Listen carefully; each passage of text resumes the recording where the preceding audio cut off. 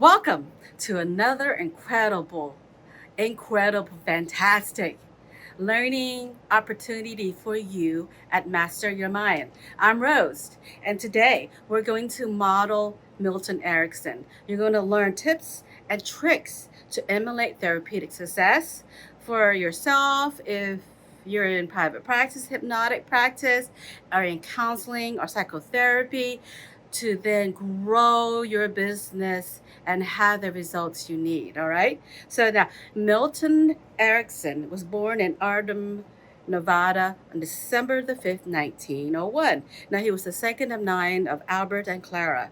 His parents were just so amazing and they value education. So he has this tremendous legacy, a pioneer in psychology, family therapy, hypnosis, and NLP. And he's so recognized for that influence. So today you're going to learn how to model him.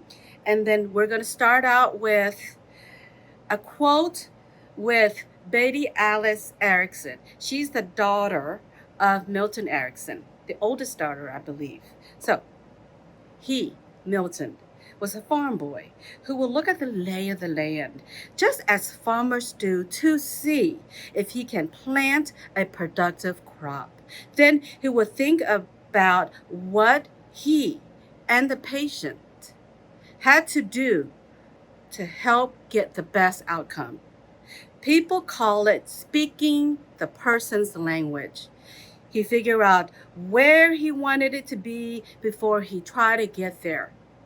So Betty then first was an education major and then later on had a career change and then became a psychotherapist also. So people also ask, how did Milton become such a great healer, therapist or hypnotist or an NLPer? That people also wonder, was it because of psychic powers or was he telepathic?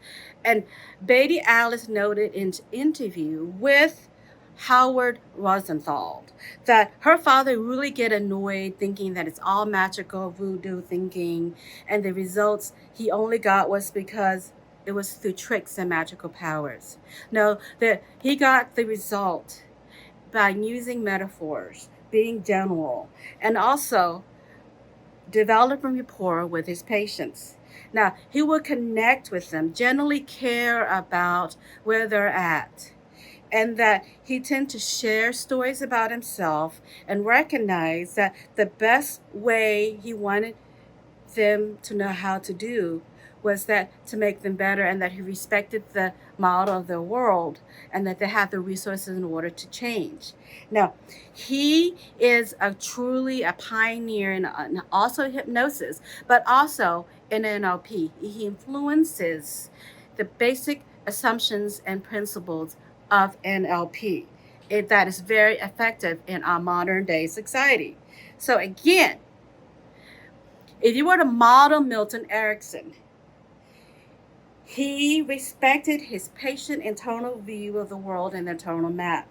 And his core belief was that the unconscious mind responds to opportunity, metaphors, symbols, and contradictions.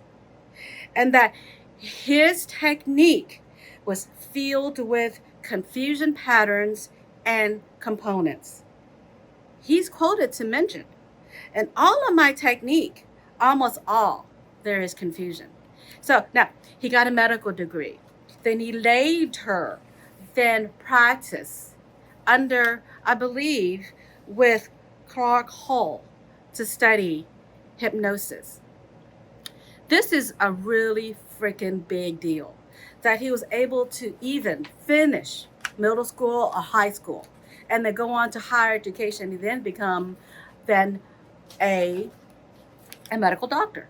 Now, if I were to go step back in time and go to Milton Erickson as a young lad, and then first he was more, his dad was more silver mining, and then they moved to Arizona, and then to be a farm, because I'm assuming that silver mining was really kind of rough and tough.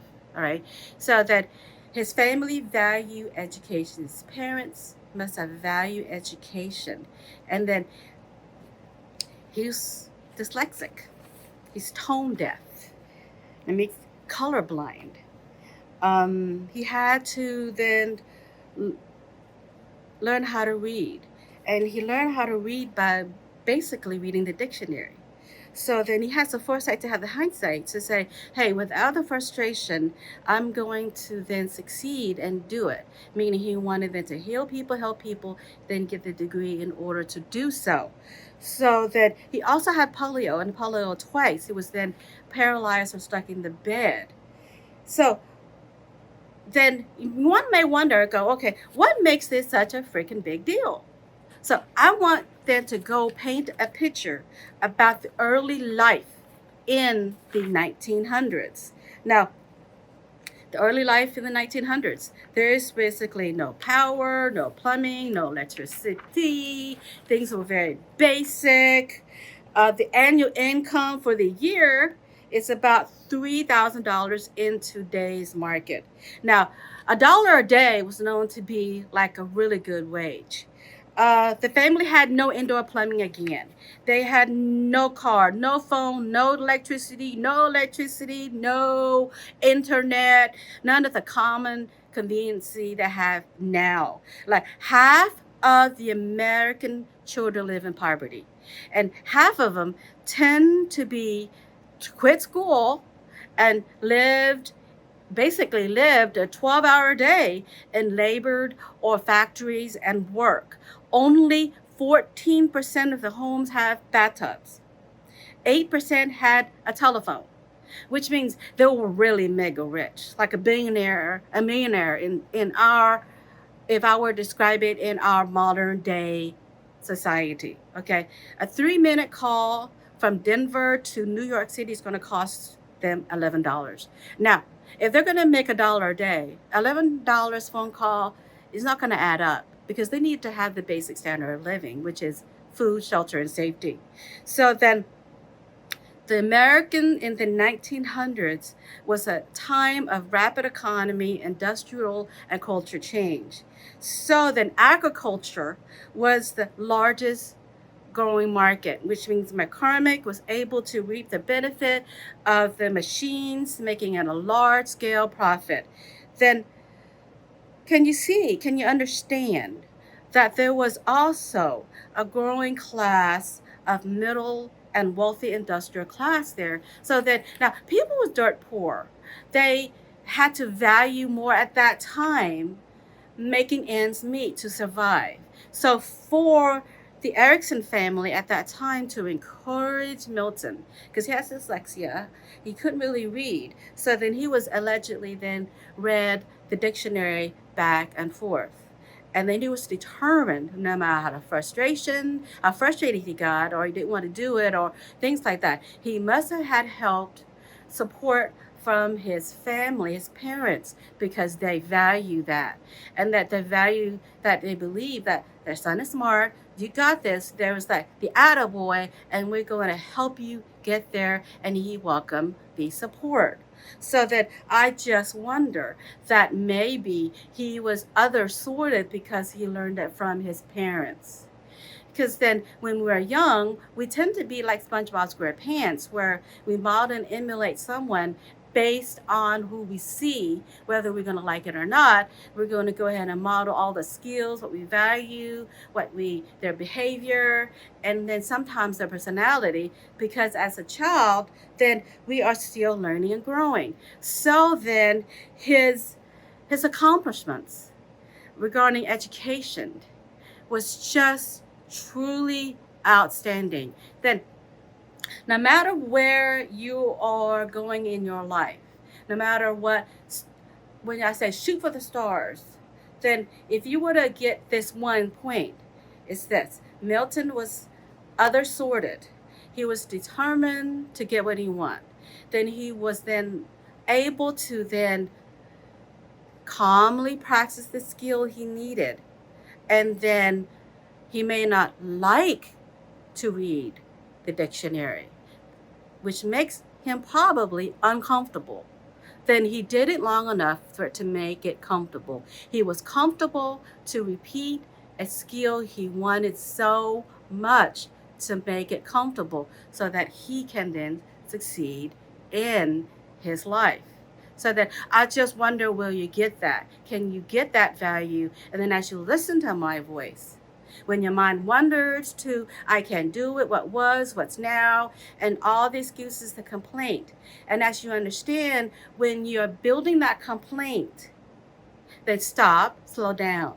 And then ask yourself, whatever the complaint, whatever you want to do, whatever the problem is, then now ask one. If you do it and have it, is that good for you? Is it good for the people you love? Husband, brother, mom, dad, wife. Is it good for the people you love? If you have it or do it. Then the third question will be that if you do and have this, whatever it is, the problem exists in your mind, then is it good for the universe, Mother Nature, Father Time, the whole world, if you have it or you do this? This allows you to step back and go, okay, that if you're stressed, then I wonder if you go and slow down to gain perspective and ask those three questions so that you can chase the fun and building the skills and then learning the love of practicing a skill to hone on your talent, to feel dignified because it's the skills, the behaviors you do over and over and over again in order to achieve and to get what you want. So then now let's go back to Milton Erickson. Now, I'm looking at my notes. He died at March 25th, 1980 at the ripe age of 78 in Phoenix, Arizona. He married Elizabeth Erickson in 1936 to 1980. And then he had 8 children, 4 sons, and 4 daughters. Even Stephen there. So, can you imagine if you were to then experience what he experienced at that time? Dyslexia, color blindness, being tone deaf, late in speaking, and difficulties in reading. And then later on in his life with his disability, he focused on communication and behaviors, which most people overlooked because he was in bed for a year and he was able to observe what he needed in order to be a very, very great healer. So then now, how did he get interested in basically using hypnosis? He must have saw a stage show and then he basically said, gosh, this is too good to be left for entertainers. Basically, hypnosis is too powerful a tool to be left for entertainers. So then he decided to become a doctor and then bring hypnosis in private practice. And if you were to go to My Voice Will Go With You, he tells a lot of stories about certain point. And then what I got out of some of this at certain point is that you have to manage your frustration, to be mature, and surrender into what you need to do to hone in on what you want to do. So then at age 17, he contracted polio. And then this is how he got to self-healed with the practice of hypnosis. He started visualizing the self-healing hypnosis technique.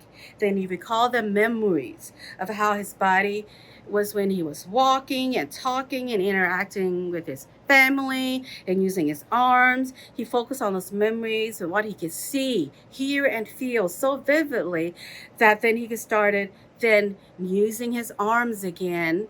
And then he was quoted or allegedly said that he was able to walk and then have full functioning of his body after embarking on a 1,000-mile canoe trip only on a few dollars. And then he was able to then to walk at least with a cane. Can you imagine that? So then he also credited self-hypnosis when he got polio again. He was married with a whole bunch of kids in his late 40s. So then, can you imagine having that stumbling block? And now he visualized what he see, because then his attitude was this. He wanted to get over it. And then he used it as a learning experience to say, how can I do it better to then my skill sets to be the best healer so then I can heal people through these techniques. So that all hypnosis is self-hypnosis. Then in order to then believe in the practice of hypnosis, one will have to get that, use it in order to be a powerful tool for yourself. So if you use it a powerful tool for yourself, a powerful tool for yourself, when you say, okay, that you have to believe that hypnosis is going to improve you on a certain goal, a certain thing that you want to do.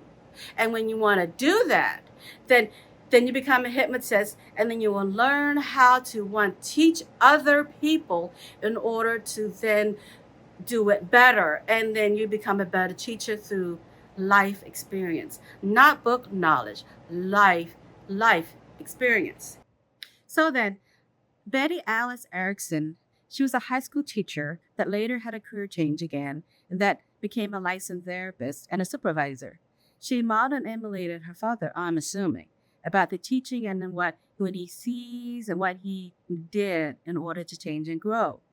And then she mentioned that he had a keen sense of perception due to his health challenge in his childhood and later in his 40s. So she said, Dad was spent in bed when he's paralyzed for a year because he had polio then. And then what did he do? Instead of being born out of his mind and saying, I can't do anything, he started to practice non-verbal communication, rapport, and then because then 93% of all communications is nonverbal. So which means he was in bed.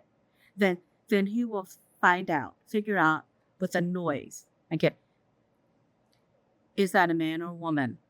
Try to figure out the name.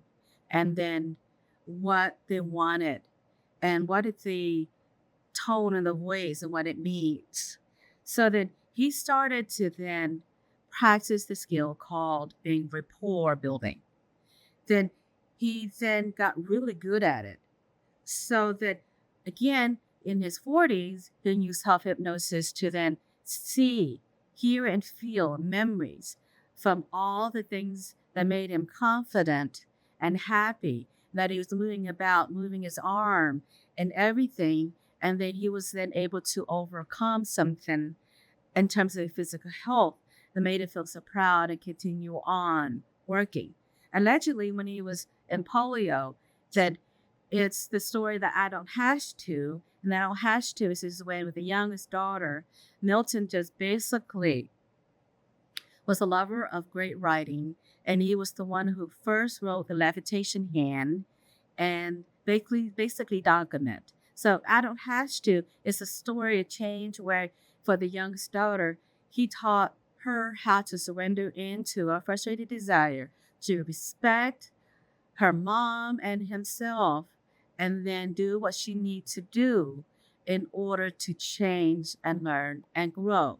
And you can get that book is a book called My Voice Will Go With You.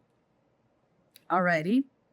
Then he also was really good about the fact that he really cared about his clients. He cared about them as a human being. He connected with them generally, and he really liked them.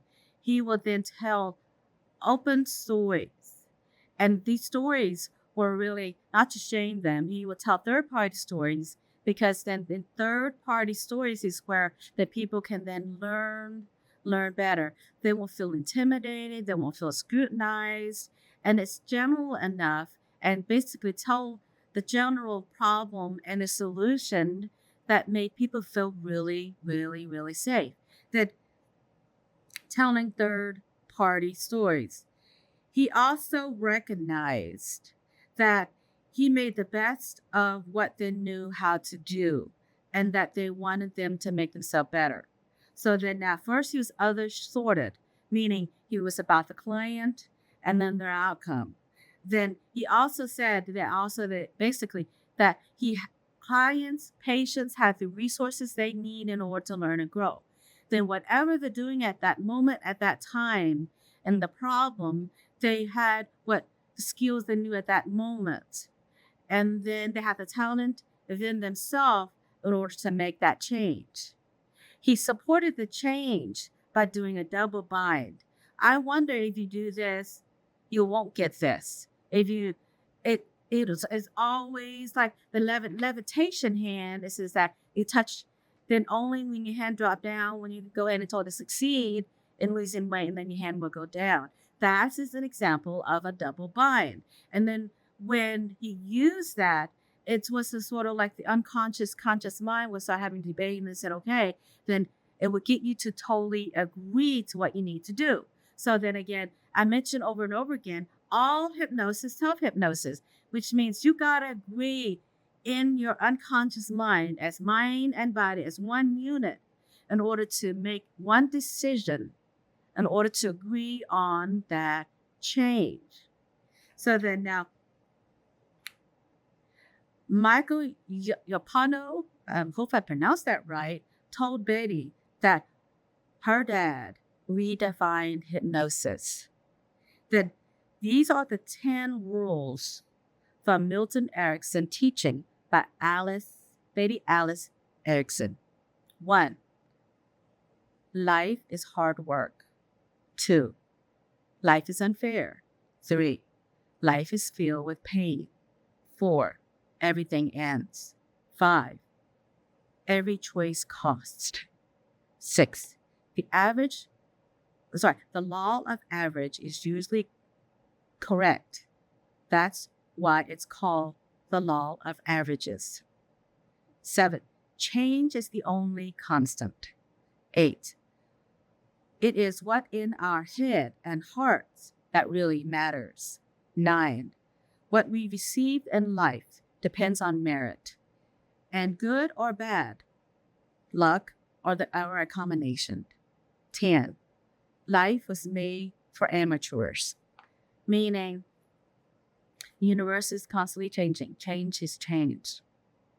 When you set to see in terms of failure is an opportunity to learn and grow, an opportunity to learn to do it better. It's an opportunity to be more mature about what you need to face and correct what's wrong. And then feeling dignified.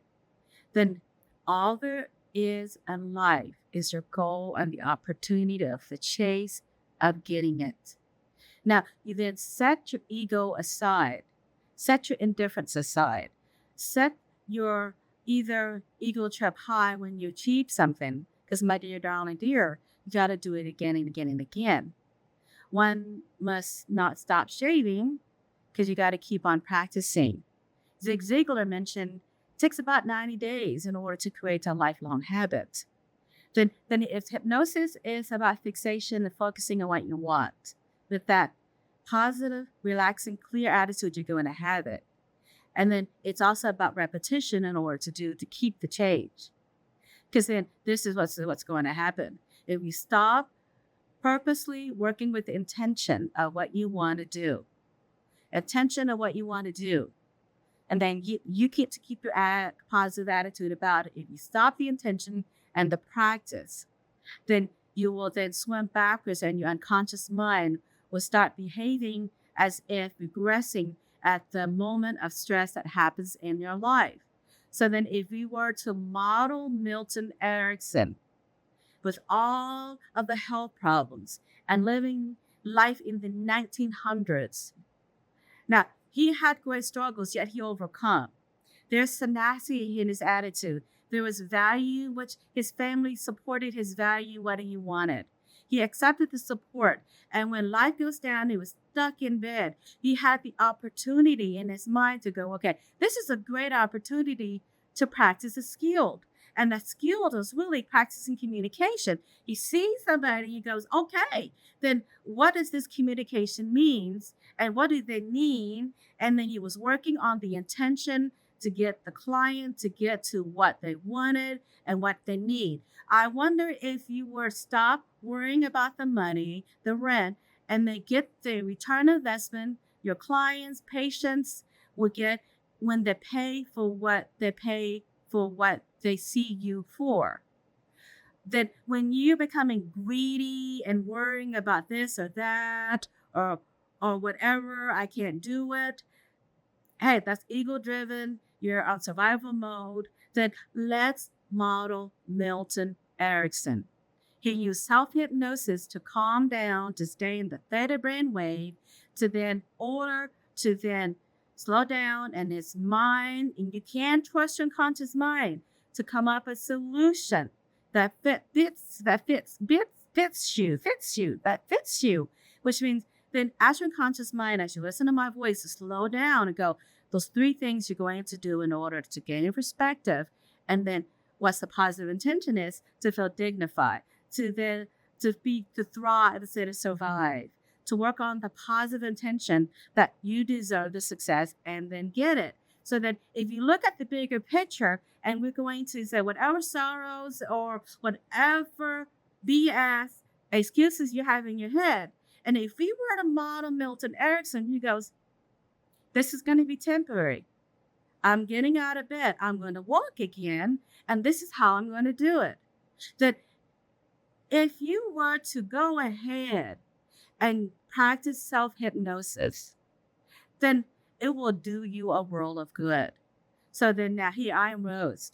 I am the hypnotist at Southeast Hypnosis. Behind me is the results. We get the results because, quite frankly, our clients are happy because they do get the results. With all the Google reviews, success happens and hypnosis works because of the success of our clients.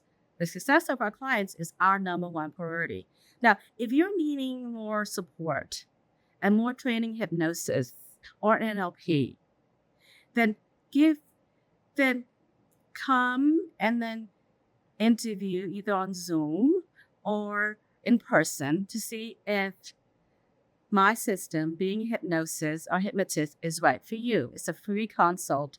It's going to be 30 minutes free consult where we're going to then go to your outcome, see what's wrong, fix it, and then you're going to learn a little bit about yourself, a little about hypnosis, and it'll help you grow your practice to upstart your practice to that success. So then call me at 281-996-8000, 281-996-8000, or go to my website, www.southeasthypnosis.com. It's southeasthypnosis.com.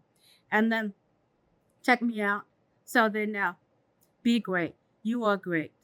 Keep that mindset. When you manifest what you want, it's hard work.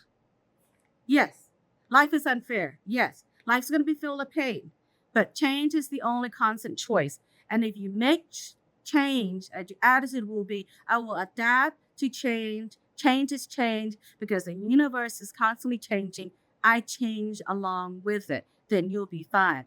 You're going to be great. Be great. Then practice a little more self-hypnosis. Be great. Have a great one. You are great. Be great and be incredibly great as a hypnotist. Bye.